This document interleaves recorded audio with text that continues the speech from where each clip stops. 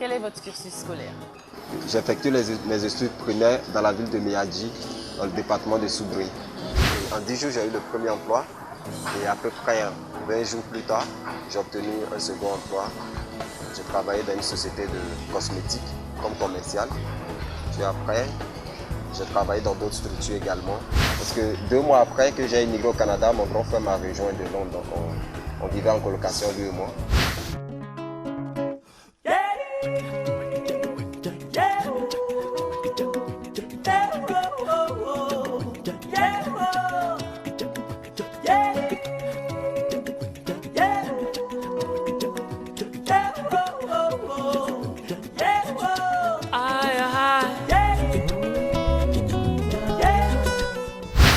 Mesdames et messieurs, bonsoir. Très heureuse de vous retrouver pour la suite et fin de votre émission Leitmotiv consacrée à Monsieur Alagbé, un chef d'entreprise qui, de par sa passion pour l'immigration au Canada, est devenu un consultant réglementé en immigration canadienne.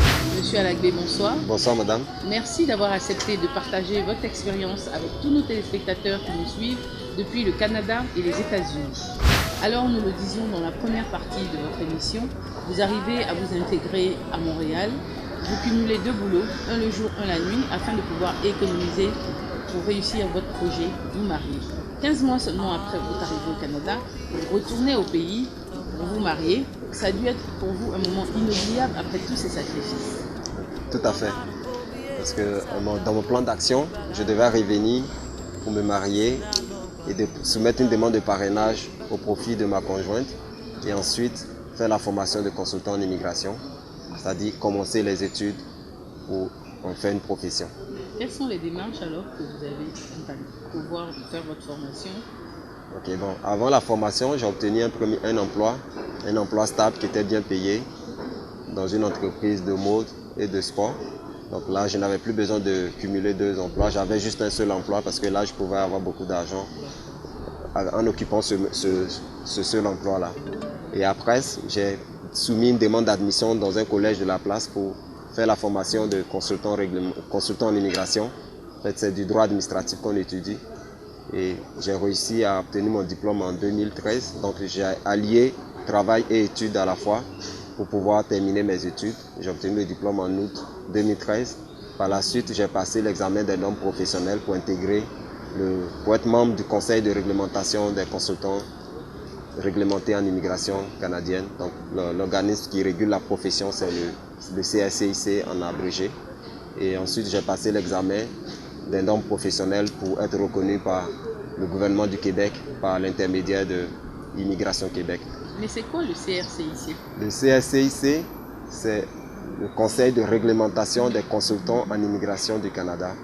Donc c'est un organisme s'autogérant qui a été mandaté par le gouvernement fédéral du Canada pour protéger les intérêts du public contre les faux consultants et les pratiques non éthiques. Donc leur rôle, ils créent en fait les normes d'accès à la profession de consultant réglementé en immigration et aussi protéger le public. Traiter les processus de plainte qui ont été soumises contre les faux consultants et les consultants qui sont membres du conseil. De façon bénévole, vous aidez les personnes à monter leur dossier de façon officielle pour rejoindre un membre de leur famille ou pour chercher un boulot de travailleurs qualifiés. Et ça fonctionne tellement bien que vous décidez de monter votre première entreprise. Ok. En fait, j'avais déjà la passion pour la profession. Donc, comme je l'ai expliqué, j'ai effectué les démarches par moi-même. Donc, j'ai eu déjà la passion pour l'immigration. J'avais accès à tout ce qui était utile, aux instructions que le ministère donnait aux agents. Donc, de là, j'avais déjà mon plan d'action. Je me suis dit, une fois arrivé au Canada, j'allais respecter tout le processus pour devenir consultant en immigration. Et qu'est-ce que vous faites pour vous installer officiellement? D'abord, il faut d'abord obtenir un diplôme de consultant. Donc, il faut s'inscrire dans un collège, une université qui a été reconnue par l'organisme professionnel dont je suis membre, donc le CRCIC. Et après avoir obtenu le diplôme de consultant en immigration, on passe un examen des normes professionnelles pour être reconnu et s'inscrire sur la liste des consultants reconnus.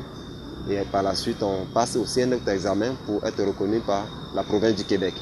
Parce que la province du Québec a un accord avec le gouvernement fédéral qui a été signé en 1991 Donc cet accord dit que le Québec a l'exclusivité en matière de sélection des ressortissants étrangers qui veulent s'établir dans sa province. Donc en vertu de cet accord, il faut que la province du Québec donne l'accord à toute personne qui veut représenter un client moyennant une rémunération auprès de leur service. Votre société enfin installée officiellement, vous décidez de revenir, de préparer votre retour au pays pour vous occuper de votre mariage. Comment se passe votre retour au pays? Non, j'ai fait le mariage avant de faire la formation. J'ai fait le mariage en décembre 2010 et j'ai fait la formation en 2013, la formation de consultant en 2013. J'ai eu le permis, le droit de pratiquer la profession en septembre 2014 et j'ai créé l'entreprise au Canada également en septembre 2014.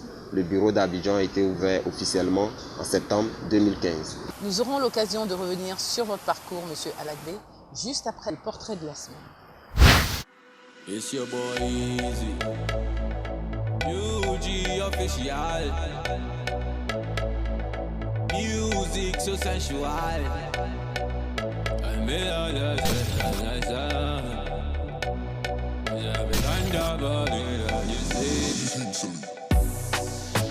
Shocky, me say Al Qaeda, baby dancing for me and up.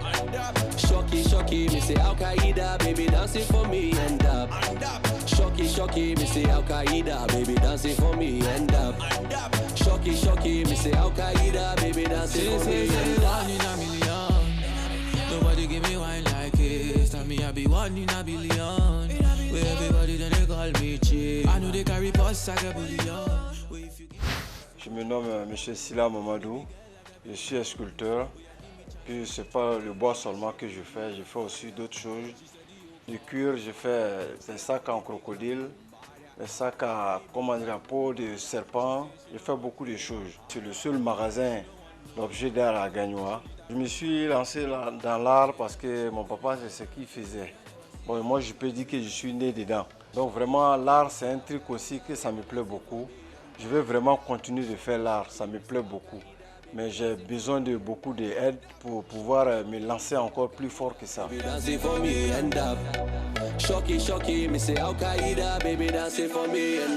Actuellement, moi-même, j'ai 44 ans. J'ai commencé ce travail-là à l'âge de 18 ans. Parce que j'étais avec mon papa. Je ne savais même pas travailler bien, j'étais très petit, mais j'étais avec lui. Mais pour pouvoir travailler pour moi-même, actuellement, bon, on peut compter dans les 25 ans maintenant. Parce qu'il y a longtemps, j'ai commencé ce travail. Le début, c'était difficile pour moi parce que bon, je faisais, au moins quand je fais 2 pièces, 3 pièces, je me promène avec en ville pour vendre ça à les Libanais, comme les Africains dans les bureaux. Bon, quand je vends 2 pièces, 3 pièces, je m'en fais d'autres encore, je tourne. Jusqu'à aujourd'hui, bon, je puisse faire un petit magasin pour moi-même. N'importe quel bois, on peut travailler, mais il faut travailler avec bois de bonne qualité. Nous, on travaille beaucoup avec du bois acacia. Acacia, c'est du bois qui est très bon. Il y a beaucoup de force et puis bête, il ne rentre jamais dedans. Ça, c'est le bois de teck. Voilà, donc ça dépend de la personne. Celui qui veut faire sa commande, je veux tel bois, tu demandes et puis on fait. Mais nous, on travaille beaucoup avec bois acacia. Quand j'ai commencé, j'étais seul à faire mon travail. Bon, maintenant, je peux avoir au moins 4 apprentis qui travaillent à mon nom. Les touristes ne viennent pas trop à Gagnoa. C'est ça qui est notre problème. Et puis, il n'y a pas de centre artisanal à Gagnoa. Il nous dépasse et puis il va à Daloa parce qu'à Daloa, il y a une centre artisanal. Donc, nous, on a des problèmes pour recevoir des touristes. Donc, c'est pourquoi moi, je suis venu dans l'hôtel. Ceux qui viennent dans l'hôtel pour qu'ils puissent découvrir. Bon, c'est le seul magasin galerie d'art à Gagnoa. Ça ne marche pas trop, mais je fais tout mon effort pour pouvoir avoir le courage pour le faire. Je répète vraiment, c'est les moyens aussi qui me manquent beaucoup. J'ai besoin des moyens pour pouvoir progresser plus que ça. Parce qu'il y a beaucoup de choses qui me manquent. Je vous invite à me suivre dans mon atelier. Je vais vous montrer des trucs, comment on travaille, comment on fait pour installer ces produits-là. Message classé confidentiel en provenance d'Abidjan. Revo, love it.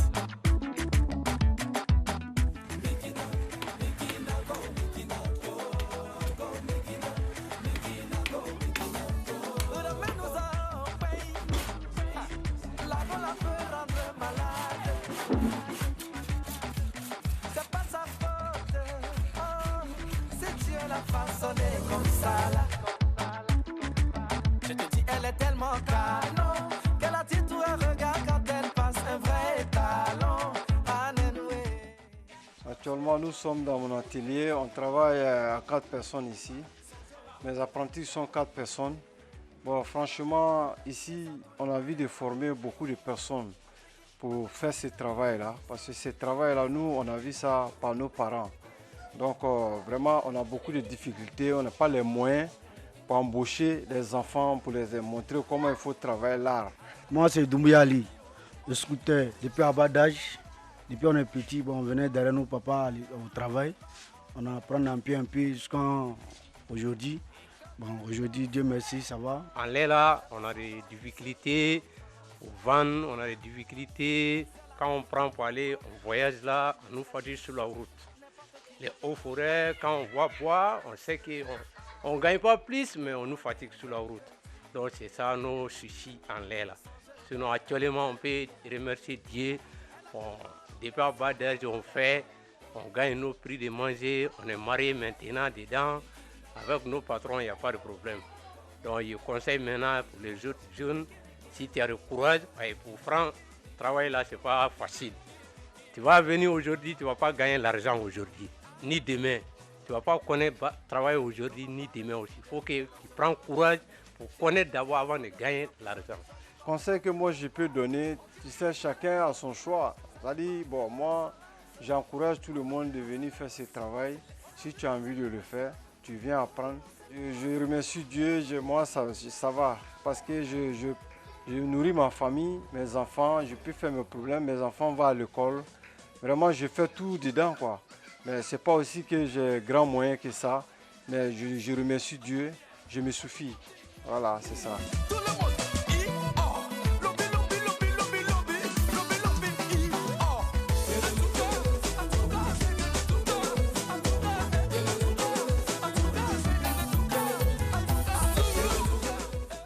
De retour avec notre invité, M. Alagbé, qui nous raconte son retour au pays après son expérience au Canada.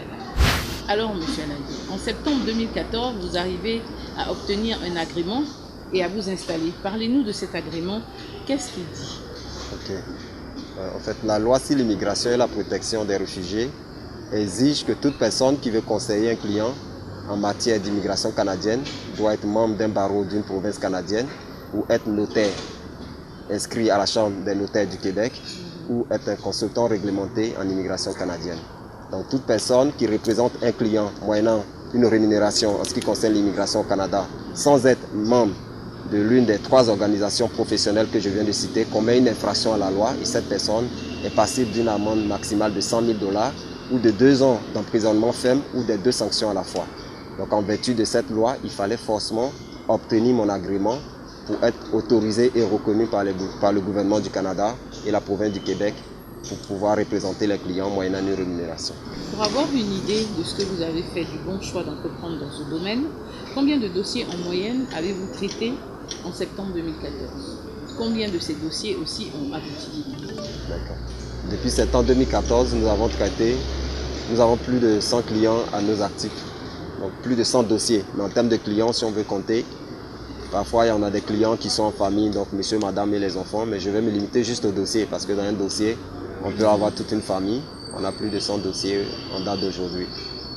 Donc il n'y a pas ça ne concerne pas que des travailleurs. Non, il y a aussi le regroupement familial, ceux qui sont déjà mariés et qui souhaiteraient rejoindre leur conjoint au Canada ou leurs parents pour les enfants qui veulent rejoindre papa ou maman. Il y a aussi les étudiants, ceux qui veulent immigrer au Canada à titre temporaire dans le cadre des études. Ceux aussi qui sont travailleurs temporaires, il y a des employeurs au Canada qui peuvent recruter directement un étranger. On s'occupe en vertu de la loi d'aider ces personnes à effectuer toutes les démarches. Il y a aussi les demandeurs d'asile, ceux qui n'ont pas la protection dans leur pays et qui n'ont pas de possibilité de refuge, qui demandent la protection internationale. Nous avons étudié la loi sur l'immigration comme je l'ai signifié, donc en vertu de la Convention de Genève ou de la Convention de New York, ces personnes peuvent demander la protection auprès des autorités canadiennes. Et en grande majorité, toutes ces demandes concernent plutôt qui? Des travailleurs, des familles En majorité, les travailleurs qualifiés. En majorité, les travailleurs. Okay. D'accord. De plus en plus de personnes se font gruger par des consultants en immigration canadienne ou d'autres pays. Est-ce que ce manque de confiance ne constitue pas un danger pour votre entreprise? Oui, c'est un danger dans ce sens où actuellement même en Côte d'Ivoire, particulièrement à Abidjan, il y a des faux consultants qui ouvrent des bureaux aux deux plateaux, qui diffusent des faux visas sur Facebook, qui trompent le public, qui donnent des garanties de remboursement des honoraires au public dans le seul but de les mettre en confiance afin que ces personnes puissent solliciter leurs services. Mais comment vous, à votre niveau, vous arrivez à lutter contre ça? Bon, on peut déposer des plaintes auprès du CRCIC, l'organisme professionnel, afin que le CRCIC mandate l'Agence des services frontaliers du Canada pour mener une enquête et arrêter ces personnes. On peut aussi déposer une plainte auprès des autorités ivoiriennes et expliquer le processus, comment devenir consultant, afin que l'autorité sache que ces personnes commettent un crime ignoré et réagissent dans l'intérêt du public. Que pensez-vous de toutes ces personnes qui veulent à tout prix, coûte que coûte, immigrer en Occident de façon légale ou illégale? L'immigration au Canada, en ce qui concerne le Canada de façon particulière, se fait sur une base objective. La sélection des étrangers se fait sur une base objective. Donc, comme je l'ai dit, l'immigration est régie par la loi et le règlement sur la sélection des étrangers. Donc, dans ce sens-là, tout le monde ne peut pas immigrer au Canada puisqu'il y a des critères d'admission, il y a des critères de sélection. Donc, pour ainsi dire, on peut parler d'immigration choisie. Et ceux qui n'ont aucune attache ni garantie, vous leur déconseillez? Oui, je déconseille à toute personne qui ne respecte pas les conditions d'admission de soumettre une demande au Canada, une demande d'immigration. Parce qu'il y a plusieurs arnaqueurs qui leur feront croire le contraire, avec même des garanties, dans le seul but de leur soutirer de l'argent. Soutirer leurs économies. C'est ça.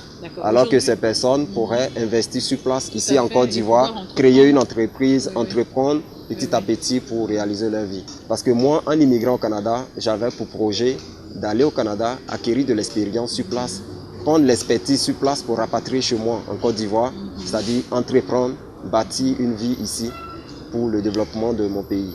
Donc il ne s'agit pas pour moi d'aller là-bas, rester jusqu'à ma vieillesse. Oui, c'est ça. Donc ça ne sert à rien pour quelqu'un qui ne respecte pas les conditions de donner tout son argent à un escroc qui lui fera croire que cette personne va obtenir un visa en fin de compte. D'accord. Alors aujourd'hui, qu'est-ce qui vous rend fier, même si vous avez beaucoup d'années de succès encore devant vous? Je suis content du chemin déjà parcouru. Mais comme on le dit, il y a beaucoup qui reste à faire. Parce que j'aimerais entreprendre dans le domaine de l'immobilier aussi. Donc je vais commencer bientôt une formation de coursier immobilier. Donc je vais commencer cette formation dans quelques mois dès que je retourne au Canada pour créer une nouvelle entreprise ici à Abidjan. D'accord. Que conseil pouvez-vous donner, M. Alagbé, à tous ces jeunes qui, comme vous, pensent que entreprendre au Canada ou immigrer au Canada est plus facile que d'entreprendre dans son pays? L'immigration est d'abord un projet. Donc c'est celui qui décide d'immigrer, que ce soit au Canada ou dans un autre pays, va connaître les mêmes difficultés que celui qui reste sur place pour entreprendre. Parce que c'est l'inconnu. Immigrer, c'est l'inconnu. Entreprendre, c'est l'inconnu. Ça prend beaucoup de détermination, beaucoup de génie, beaucoup de patience pour réussir dans la vie. Donc, que ce soit immigrer au Canada, que ce soit rester sur place pour entreprendre, il faut beaucoup de détermination, beaucoup de volonté pour arriver au succès. D'accord. Pour terminer cette émission, quelles sont vos perspectives d'avenir? Comme perspective d'avenir, comme je l'ai signifié tout à l'heure, j'envisage faire une formation de coursier immobilier agréé. Pour faire quoi? Pour investir dans le domaine de l'immobilier, vendre des terrains, des maisons. Ici, en Côte d'Ivoire? Je vais créer l'entreprise, mais de façon virtuelle, c'est-à-dire avoir un site internet, mais ouvrir aussi une agence ici à Abidjan. Mais ma cible principale, c'est de vendre des terrains, des maisons à ceux qui résident dans la diaspora, qui n'ont pas le temps de venir sur place pour faire les démarches. Mais je vais continuer toujours à travailler dans le domaine de l'immigration comme consultant réglementé.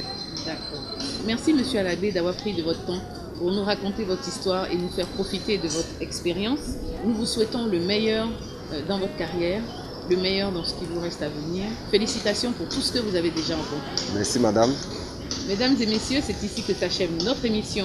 Rendez-vous la semaine prochaine pour un nouveau numéro de Leitmotiv. Et d'ici là, que Dieu vous garde.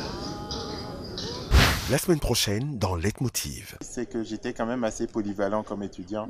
Donc autant à l'aise dans les matières scientifiques que dans les matières littéraires. Et vous avez fait un bac quoi, scientifique ou littéraire? Un bac scientifique avec la spécialité en maths. Ah d'accord. C'était un choix, disons, très stratégique dans la mesure où il me permettait d'avoir le plus d'options disponibles à la fin de mon cursus. Alors, vous optez donc pour une carrière dans la finance et c'est là que va démarrer votre aventure au Canada, qui va durer près de 10 ans. Je rappelle à nos téléspectateurs qu'avant votre départ pour le Canada, vous passez 1 an à l'INSTEC de Yamoussoukro, d'où vous sortez majeur de votre promotion. Alors, y a-t-il une grande différence entre le système scolaire canadien et celui que vous avez connu en Côte d'Ivoire? Effectivement, je pense que c'est une question qui est à point nommé, parce que je pense qu'il y a une différence philosophique, même entre la conception du parcours académique je dirais nord-américain, ivoirien. L'entrepreneuriat, c'est une passion naturelle pour moi. Je vais vers les gens, je cherche le meilleur dans les gens. Et je me suis rendu compte que quand on fait preuve d'ouverture, généralement... On a toujours de bons retours. On a toujours de bons retours en face. Donc, ça m'a permis réellement d'avoir quelques succès. Donc, déjà, pour avoir accès à ces opportunités, il faut faire preuve d'autant plus de persévérance. Et de qualification. Et de qualification. Montrer réellement que nous savons ce que nous voulons faire et que nous avons un plan de carrière qui est précis. Je suis une équipe, même si c'est un des plus grands gardiens de valeur au monde, State Street, il n'y avait quasiment pas d'Africains. Le peu qui était arrivé là avait laissé une image qui n'était pas, disons, la plus positive vraiment pour nos... pour vous déjà qui arrivez aussi en tant qu'Africain. Donc du coup, ça déteint un peu sur vous. Exactement. Donc déjà, nous partons avec un a priori. Donc il a fallu vraiment batailler doublement pour montrer réellement à ces personnes que on peut être différent. J'ai toujours pu avoir réellement ce que je pense que je méritais.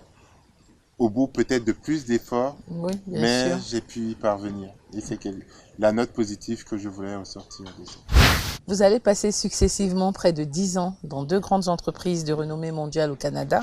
Entre-temps, vous faites un 2e bachelor en NTIC, un Executive MBA à Paris-Dauphine et un DESS en affaires internationales. Pendant cette période, est-ce que vous prépariez votre retour en Côte d'Ivoire? C'est une excellente question parce que la vision que j'avais vraiment de mon parcours professionnel et de mon retour au pays a vraiment orienté tous les choix que j'ai eu à faire au cours de ma carrière et au cours de mon parcours académique. Donc, dès mon départ de la Côte d'Ivoire, j'anticipais réellement mon retour et la contribution que je voulais apporter à mon pays. Donc, tous mes choix ont été orientés vraiment de manière à me donner un profil qui me positionnerait vraiment de manière à pouvoir avoir la proposition de valeur, pouvoir offrir aux entreprises, aux entrepreneurs locaux et aux institutions locales. Disons que déjà, de facto, c'est extrêmement exigeant en termes de disponibilité et en termes d'éthique de travail. Je couvrais quasiment tout le continent, c'est-à-dire toute l'Amérique du Nord, les États-Unis et le Canada. Donc j'étais souvent 2 avions. Le rythme des affaires que je dirais même en Occident et dans d'autres pays un peu plus développés fait que vous voyez très rapidement l'impact de ce que vous cherchez à réaliser. Et c'est extrêmement motivant et ça permet de tenir le coup parce que vous êtes autour de jeunes qui sont aussi ambitieux que vous et c'est assez stimulant comme environnement. Oui, il faut faire ses preuves et continuer de montrer tous les jours qu'on peut faire encore plus. Exactement.